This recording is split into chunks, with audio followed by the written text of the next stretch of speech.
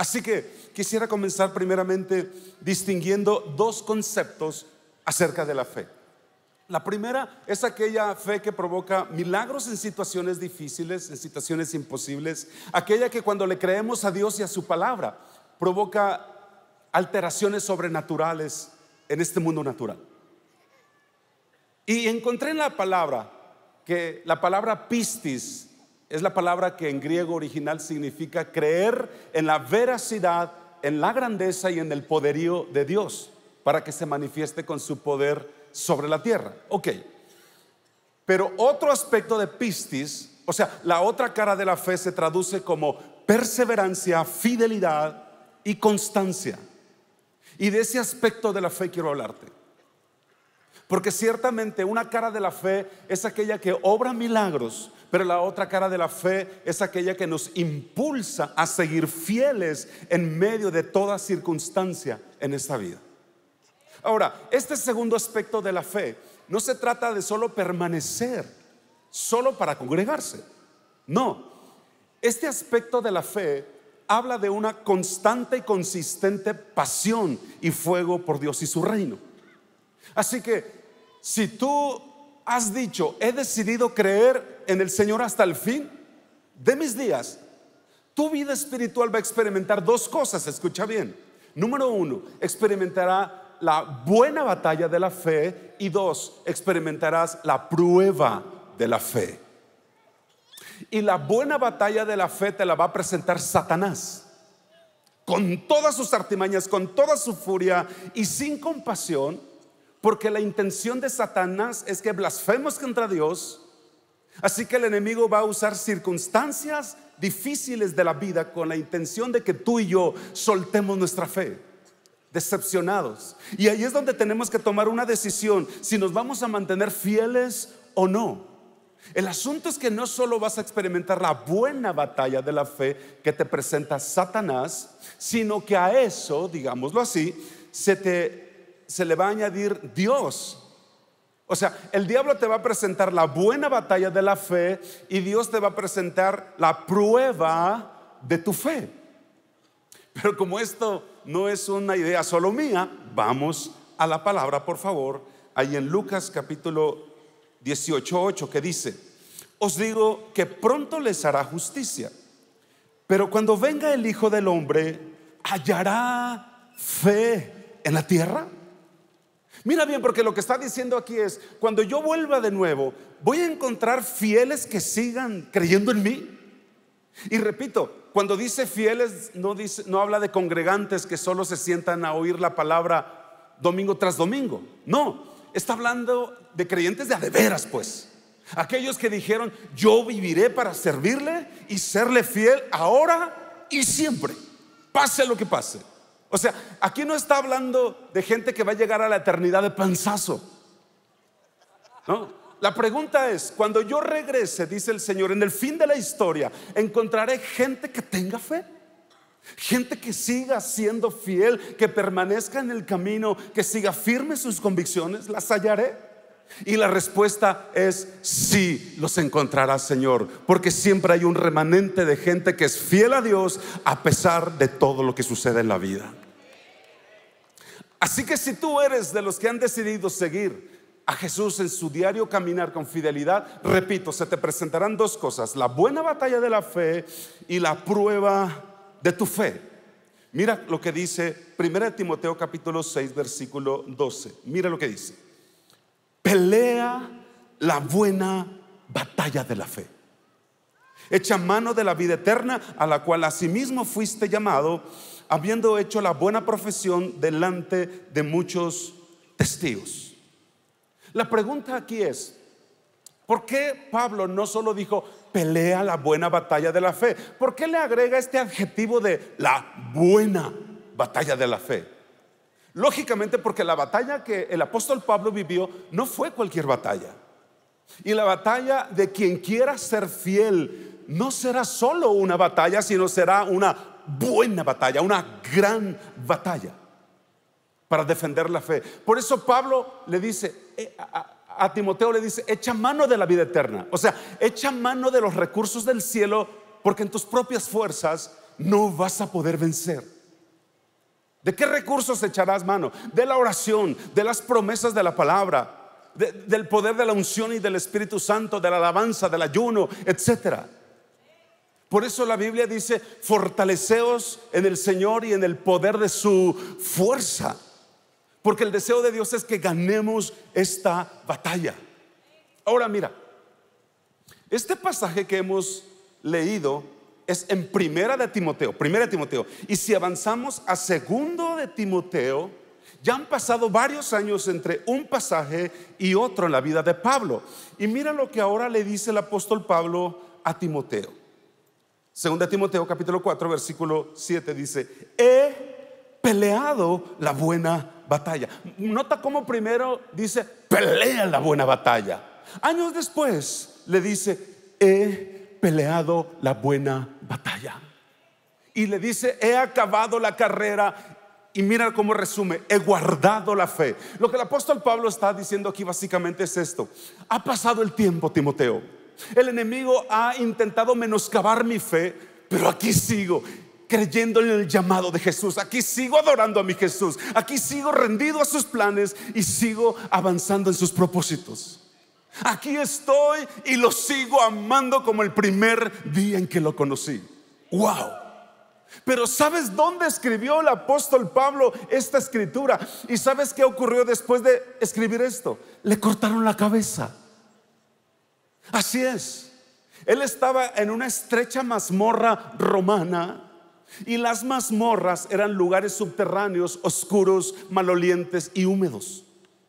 Era una cárcel con un agujero en el suelo para hacer sus necesidades, donde justo debajo de ese piso corría la fosa séptica que atravesaba toda la ciudad de Roma. Ese era el lugar donde el apóstol Pablo pasó sus últimos 3 años de vida, escribiendo lo que ahora tú y yo leemos en este hermoso y cómodo templo.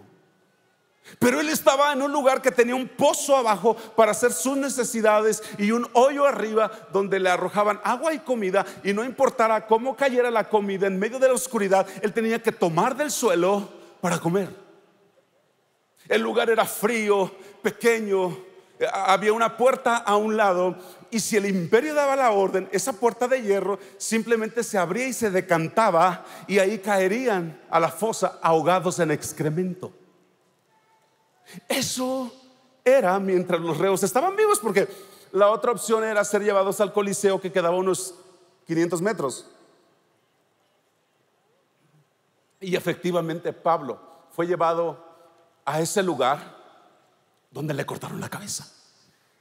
Pero en medio de todo este panorama, Pablo le escribe al joven pastor Timoteo en capítulo 6 y le dice: pelea la buena batalla. Y pasa el tiempo, y en su segunda carta a Timoteo, en el capítulo 4, le dice: he peleado la buena batalla, he guardado la fe. Y qué tremendo, porque son dos expresiones que denotan dos tiempos distintos. Y quiero que veas lo que sucede en medio de estos dos pasajes. En un pasaje, te repito, dice: pelea la buena batalla, y luego: he peleado la buena batalla. Ahora bien, para darte un poquito de contexto, en la segunda carta de los Corintios, Pablo está molesto. Pablo les está diciendo a esta iglesia de Corinto: señores, yo soy su pastor, y deben saber de quién escuchan enseñanzas. Y Pablo les escribe esta carta a los corintios un tanto molesto, porque la iglesia de Corinto estaba siguiendo a otros líderes con enseñanzas equivocadas. Y Pablo les da razón de por qué él es el líder que los corintios deben escuchar. Así que voy a 2 de Corintios capítulo 11, 23, y dice: ¿son ministros de Cristo? Como si estuviera loco hablo, yo más. En trabajos más abundantes, en azotes sin número, en cárceles más, en peligros de muerte muchas veces. De los judíos 5 veces he recibido 40 azotes menos 1. 3 veces he sido azotado con varas, 1 vez apedreado, 3 veces he padecido naufragio, 1 noche y 1 día he estado como náufrago en alta mar. en caminos muchas veces, en peligros de ríos, peligro de ladrones, peligros de los de mi nación, peligro de los gentiles, peligros de la ciudad, peligros en el desierto, peligros en el mar, peligros entre falsos hermanos, en trabajo, fatiga, en muchos desvelos, en hambre, sed, en muchos ayunos, en frío y en desnudez. Oh, ya me cansé. Wow. ¿Puedes tú ver el calibre que la batalla que enfrentaba en la fe este hombre? Todas esas circunstancias adversas se juntaron, se reunieron, se confabularon para intentar robar su fe. Y tú y yo tenemos que saber que mientras vivamos en esta tierra, esto aún no es el cielo. Aquí todavía hay dolor, todavía aquí hay pérdidas, aquí todavía hay quebrantos. Pero la razón del enemigo no es que tú pierdas tu casa, porque el diablo no necesita tu casa. La razón del enemigo de que tú pierdas un negocio no es que él quiera un negocio, él no lo necesita. La razón de por qué el enemigo presenta la batalla de pérdidas es por el avance de tu fe. Y el enemigo va a aprovechar entonces cuando vengan cosas dolorosas, pérdidas, quebrantos, dolor, y las va a aprovechar para que tengas situaciones tan terribles, tan incomprensibles, con la intención de desvanecer tu confianza y tu fe en el Señor. Pero ahí mismo es donde tú tendrás que tomar una decisión de seguir con fe, adorando, permaneciendo, sirviendo y creyendo, o si vas a claudicar. Por eso Jesús se hace una pregunta: cuando yo regrese a la tierra, ¿hallaré fiel a gente amándome y creyéndome, sirviéndome fielmente, a pesar de las pérdidas, a pesar de que en el mundo hayan pasado por aflicciones, dolores y pérdidas? Porque la verdad, muchos de nosotros, cuando llegan las aflicciones y problemas a la vida, es cuando le bajamos a la intensidad a nuestro servicio. Es cuando disminuimos la intensidad de nuestra entrega, a la intensidad de nuestro servicio, porque los problemas se nos ponen de color de hormiga, se nos ponen difíciles, y de pronto dejas de servir porque tienes presiones, hay contrariedades, problemas, te sientes quizá cansado. Y ese es el punto. Todo aquel que dice quiero seguir a Jesús va a experimentar una buena batalla contra su fe. Y les aseguro que aquí no hay uno que pueda decir a mí no me ha pasado, pastor, a no ser que tengas 2 horas de conocer a Cristo. Pero por salud mental lo tienes que saber y tienes que estar prevenido para cuando llegue ese momento. Pero no solo Pablo peleó la buena batalla de la fe. Hubo uno que en 2 días perdió a todos sus hijos, a su empresa, a su negocio, a su economía. Se vino a la bancarrota, totalmente perdió su salud. Todo en 2 días. Y quiero que mires la intención del enemigo, porque el enemigo usa las circunstancias para presentarte la buena batalla de la fe. A veces pensamos que el enemigo quiere mi casa, el enemigo quiere mi negocio. No. Se va a valer de que pierdas eso para que puedas vivir frustrado, confundido y pueda menoscabar tu fe. Cuando alguien hace pacto con Satanás, el diablo no le pide su negocio, el diablo no le pide su casa, su terreno.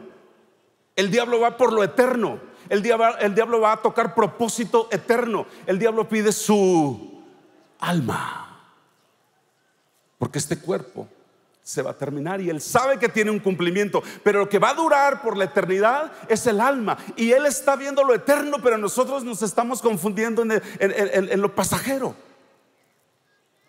Él no está buscando lo que aparentemente aquí y ahora estamos perdiendo. Él está buscando lo que está afectando nuestra eternidad, el propósito. Eso es lo que él busca.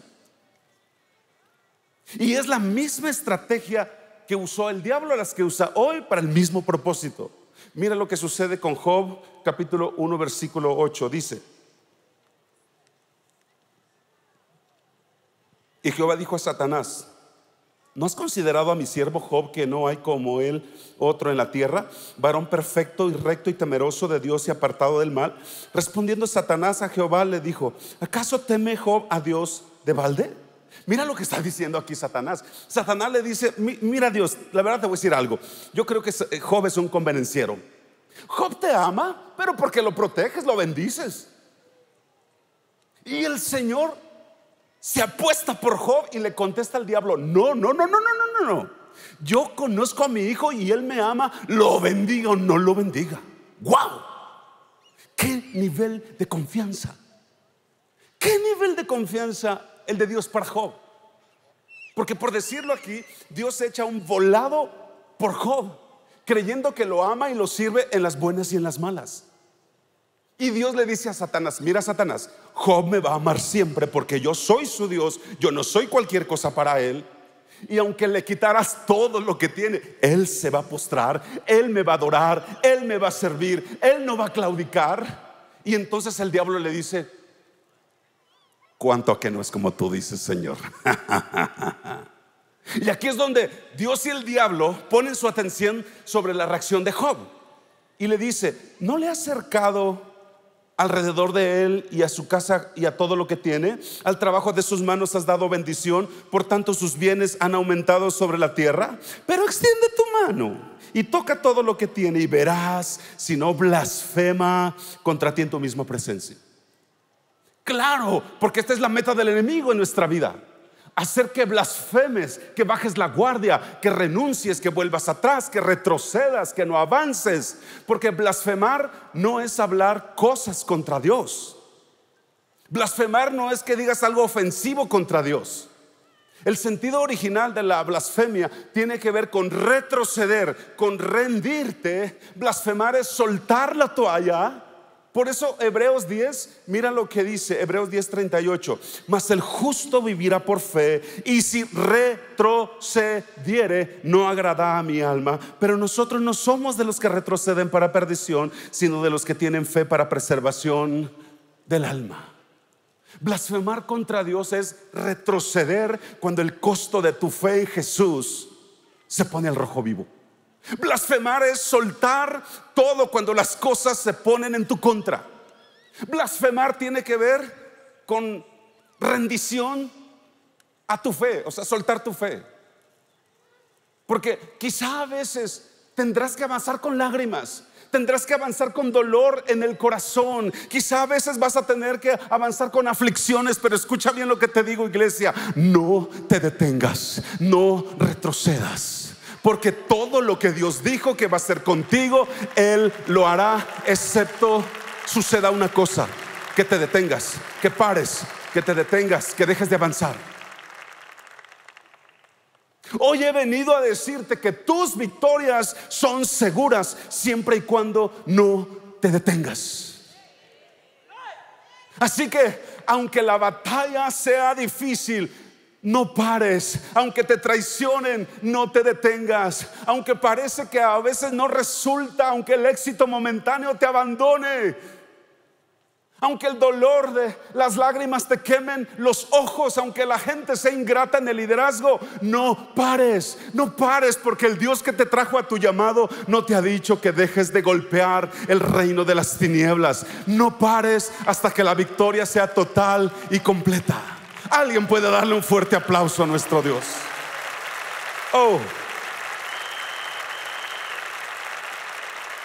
pelea la buena batalla de tu fe. Mira lo que pasa en Génesis 32:24. Jacob salió y luchó con él un varón hasta que rayaba el alba. Y cuando el varón vio que no podía con él, tocó el sitio del encaje de su muslo, y se descoyuntó el muslo de Jacob mientras con él luchaba. Nota que Jacob iba camino a Betel. El Señor lo había enviado, pero en el trayecto sucede algo que él no tenía planeado en la vida. Él no iba por un camino de maldad, él no estaba buscando sus propios deseos, él iba obedeciendo una orden de Dios a Betel, pero tuvo que enfrentar algo en el camino que no estaba en sus planes. Él deseaba la bendición de Dios, pero en el camino dice la escritura que fue herido. Sin embargo, debido a que él caminó aún con dolor, debido a que él no se detuvo, iba rengueando, pero no se detuvo en el lugar de su tragedia. Él llegó al lugar donde Dios le tenía preparada su bendición. Y algo que nosotros los hijos de Dios debemos entender es que a veces en la vida tendremos que aprender a caminar peleando la buena batalla, aun cuando las condiciones no son las mejores. Porque quien pueda continuar avanzando, caminando y perseverando a pesar de la desilusión, a pesar de la tristeza, a pesar del dolor, a pesar de las pérdidas, siempre obtendrá la victoria prometida por el Señor cuando llegue a su Betel. Porque usualmente la gente frena su propósito y llamado en Dios cuando la vida les causa un dolor en medio de la batalla por su fe. Normalmente la gente se paraliza cuando a su vida le llega una desilusión, o a su fe, o a su matrimonio, a sus finanzas, o una pérdida en la vida. Cuando llegan los dolores que no tienen explicación. Pero en este pasaje vemos a Job que fue herido. Imagínate el dolor del muslo descoyuntado mientras peleaba por una bendición. Y con toda el increíble dolor que debió haber sido avanzar con una cadera descoyuntada, no se detuvo, siguió avanzando, siguió caminando, siguió perseverando. No que no dolía, pero él sabía dónde iba. Pero ¿cuántos de nosotros hemos visto gente que se queda detenida en un momento de su vida donde tuvieron un problema, donde tuvieron una pérdida que les descoyuntó las finanzas, o les descoyuntó el matrimonio o la familia, y de pronto detuvieron su vida y se quedaron por largo tiempo en el lloro y en el lamento? Y yo no sé qué área de tu vida haya sido herida. Yo no sé qué parte de tu fe en algún momento que esperaba una cosa se te dio otra. Yo no sé qué plan, yo no sé qué sueño se te haya descoyuntado, pero el Señor te dice hoy: sigue caminando. Hoy el Señor te dice: sigue avanzando, no te detengas, iglesia, sigue peleando. Aunque la vida duela, sigue caminando por fe. Aunque las lágrimas estén quemando tu cara, sigue perseverando por aquello que Dios ha preparado allá donde Él te envió a tu Betel. Aunque haya gente que te traicione y nadie comprenda tu lucha ni tu dolor, síguele creyendo a aquel que te tiene preparado en tu Betel una bendición. Oh, sí, iglesia, escúchame. Sigue sembrando, sigue orando, sigue sirviendo, sigue tu liderazgo, sigue creyendo, sigue con tu grupo en casa. Sigue. No le des gusto a Satanás, porque aquel que te mandó a Betel es justo para recompensar tu fidelidad. Él es fiel para recompensar tu avance y permanencia en el nombre de Cristo Jesús. En el nombre de Jesús. Oh, dáselo fuerte.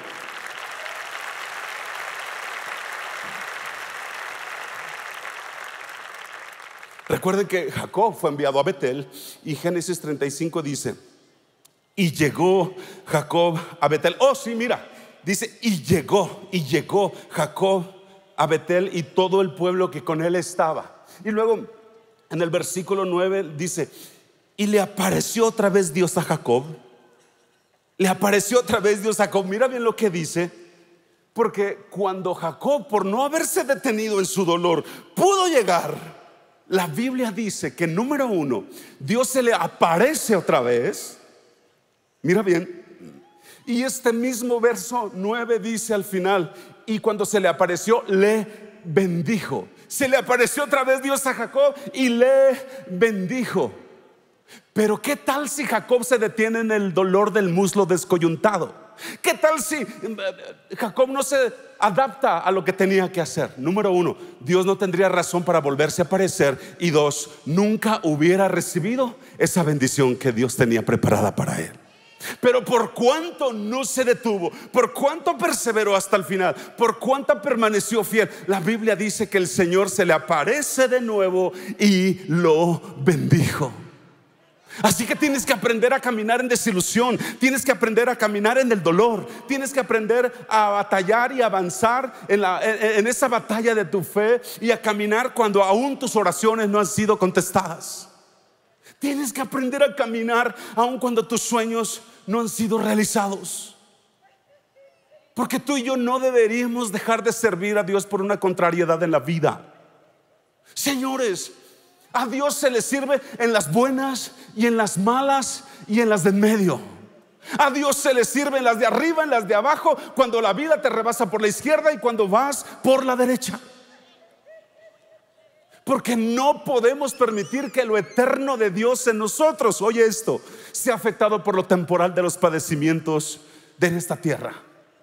¿Sabes por qué? Oye bien, porque vinimos de Dios. Oh sí, escúchame. Tú y yo somos nacidos de nuevo en Dios, amén.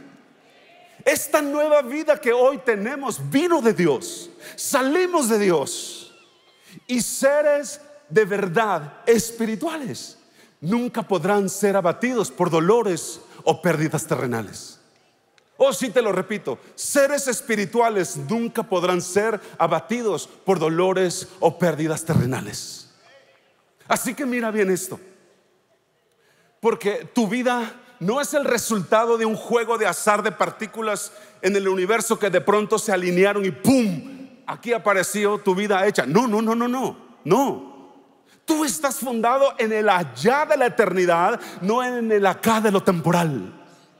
Tú estás revestido de un plan de gracia de Dios, por lo tanto no eres víctima de ninguna adversidad.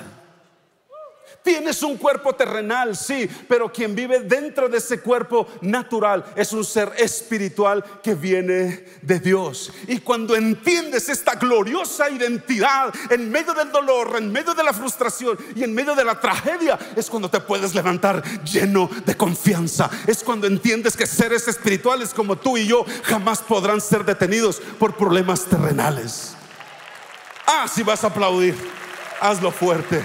Pelea la buena batalla de tu fe. Guarda lo más valioso que es tu fe. El Evangelio de Lucas habla de una mujer encorvada que dice que vino a Jesús. Una mujer que por muchos años había vivido doblada por la enfermedad y el dolor. ¿Sabes que Jesús pudo haber dicho: hey, tráiganme a esa mujer, pero cargando, por favor, porque para esta hora esta pobre mujer ya ha sufrido bastante? Pero en lugar de eso, ¿sabes qué le dijo? Ven, camina, acércate, ponte acá en medio. Y ella tuvo que tomar pasos de fe hacia Jesús, con el dolor aún sobre sus espaldas todavía, pero tuvo que avanzar. Ella tuvo que tomar fuerzas para mantener su fe caminando, bajar la gradería de donde estaba y venir y dar pasos de dolor frente a Jesús.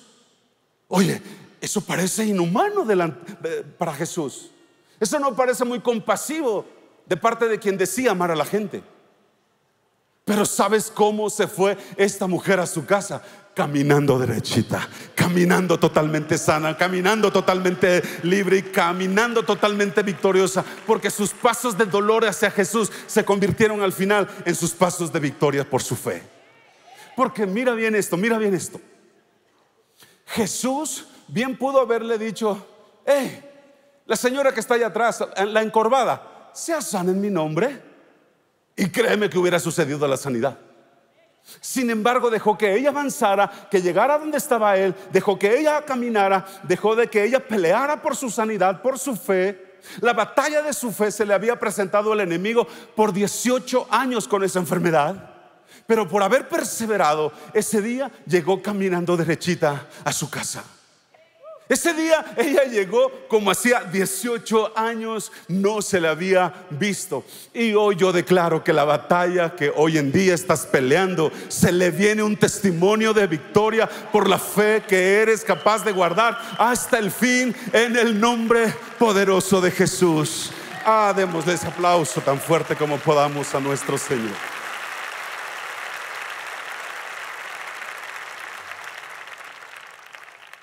Pero la pregunta finalmente aquí es: ¿y cómo podría yo, pastor, caminar sin retroceder cuando estoy decepcionado, desilusionado? ¿Cómo pararme de nuevo con el dolor de haber perdido un negocio, un matrimonio, una oportunidad, o aún haber perdido un ser amado? Como les contaba, habíamos tenido un discipulado. Yo vi a mi hija sentada recibiendo el discipulado. La conozco cuando Dios la toca y estaba tocada por la palabra, por el Espíritu. Esa noche cuando llegamos a casa, mi esposa y yo íbamos a cenar en la terraza y al pasar por frente a la habitación de mi hija, la escuché llorando. La escuché llorando. Y me preocupó y me acerqué y pegué el oído a la puerta. Y cuando la escuché, sí estaba llorando. Pero estaba llorando, orando. Y decía: Padre, dame a esos discípulos. Dame una palabra para fulano. Dirígeme cómo hacer con perengano. Señor, ayúdame, no puedo. Entrégamelos para yo ponerlos en tus manos. Quiero darte buenas cuentas de ellos. Y estaba llorando. Y cuando me di cuenta que estaba llorando, dije: bien, está intercediendo. Y me fui arriba. Cenamos algo con mi esposa. Y a la bajada, ella tenía un ukulele y no lo tocaba para nadie, ni en público, ni para nosotros siquiera. Lo usaba para adorar a Dios. Y al regreso, cuando bajé, escuché que ella estaba: no hay lugar más alto, más grande que estar a tus pies, que estar a tus pies. No hay lugar más alto. Esa noche, por la madrugada, llegó a nuestra habitación, 4 de la mañana. Esos toquidos en las madrugadas eran para nosotros una zozobra, porque muchas ocasiones habíamos terminado en terapia intensiva, pero de todas ellas Dios le había librado. De todas ellas. A veces salía de terapia intensiva el jueves y el domingo estaba recogiendo ofrendas. Y mi esposa le decía: no, mamacita, no te levantes de la cama, por favor. No, mamá, hoy me toca el privilegio de servir a mi Señor. Pero te duele todavía, mira, déjame solo ir, déjame ir. Y me decía: ¿cómo ves es para su Señor? Y se levantaba y la subíamos al auto con dolores. Y a veces entraba justo solamente a su participación, y ella fingía que nada dolía, y subía, tomaba el micrófono, recogía ofrendas, oraba por la gente y regresaba a su cama. Muchas veces tuvo que ir al discipulado con dolores que nosotros sabíamos que solo altas dosis le podían apagar. Hasta para peinarse hacía muecas porque dolía todo. Pero ella decía: yo lo quiero hacer. Hay muchos que pueden dar discipulado, quédate en casa. No, no, papá, es un privilegio para mí hacerlo. Es para mi Señor. Aunque tuviera 1000 bocas, no me bastarían para con ella servir a mi Señor. Hija, no vaya. No, aunque tuviera 1000 manos, no me bastarían para servir a mi Señor. Déjame ir. Pero te duele, eso no importa. Yo no sé cuánto tiempo vamos a estar en esta tierra y quiero aprovechar todo. Y con lágrimas mi esposa y yo la subíamos al auto, la llevábamos a donde tenía que ir. A veces de plano no se podía levantar y los discipulados tenían que ser allí alrededor de su cama. Pero nunca faltó para servir, para dar lo que Dios le había dado para el reino. Esa mañana, cuando encendimos la luz, que abrió la puerta de la recámara y con mucho trabajo había llegado, dijo: mami, me siento mal.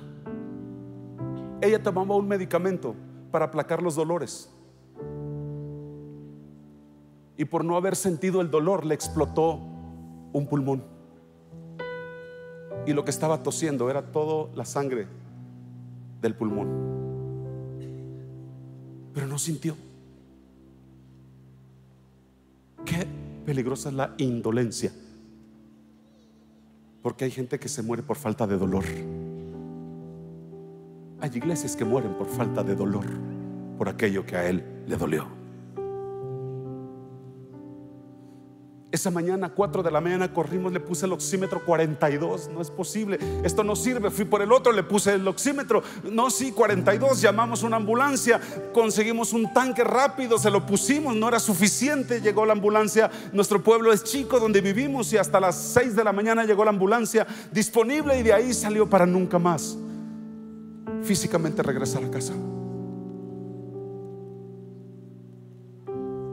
Su partida nos ha dolido,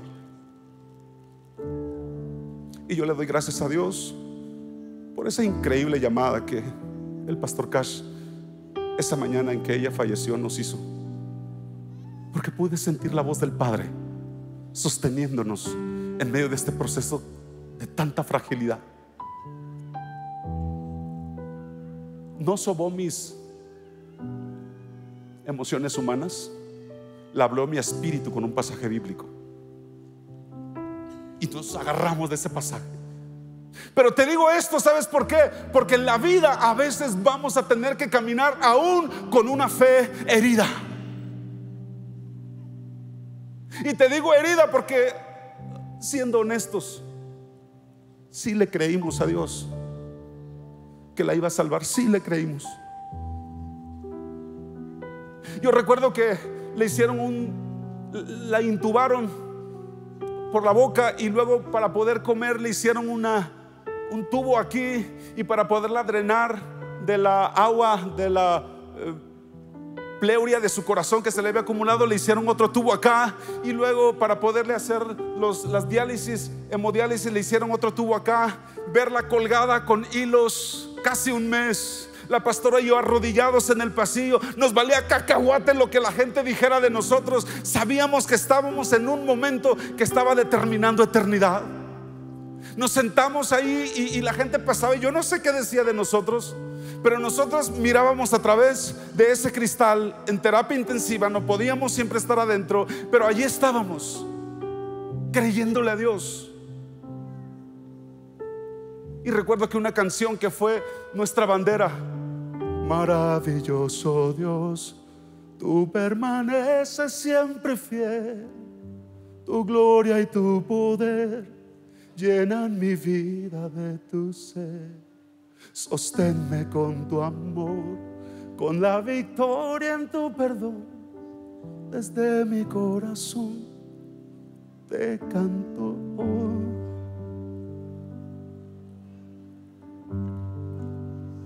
Quizá físicamente viendo el cuerpo de nuestra hija, pero con el corazón puesto en la omnipotencia, en el poder, en la gracia, en el favor de aquel que podía hacer algo. Finalmente, después de casi un mes de terapia intensiva, papá decidió terminar con todos esos sufrimientos, y en un acto de misericordia llevarla a su presencia. Pastor, ¿y qué hago cuando tengo una pérdida de cualquier otra cosa? Escúchame, porque esto fue algo que Dios habló a nuestro corazón.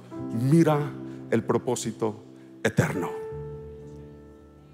Desclávate del momento pasajero y mira lo eterno. Porque cuando yo recordaba que mi hija había estado una noche antes orando por sus discípulos, adorando al Señor, yo decía, oh, por supuesto que me duele. Pero cuando recordaba eso decía, propósito cumplido. La partida de Samira nos ha dolido.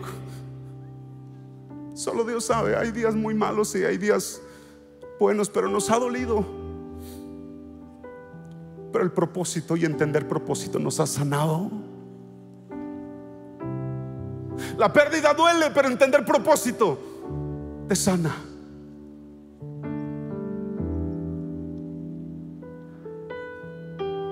Dice la palabra, todas las cosas nos ayudan a bien. Y yo ya en algún momento llegué a pensar, ¿y esto como en qué bien me ayudaría? Y el Señor me dijo, no es tu bien, es el de Samira, que ahora está en un mejor lugar. Estuvo con su padre, pero antes de ser tú su padre, yo soy su padre. Y lo mejor que le puede ocurrir es estar aquí conmigo.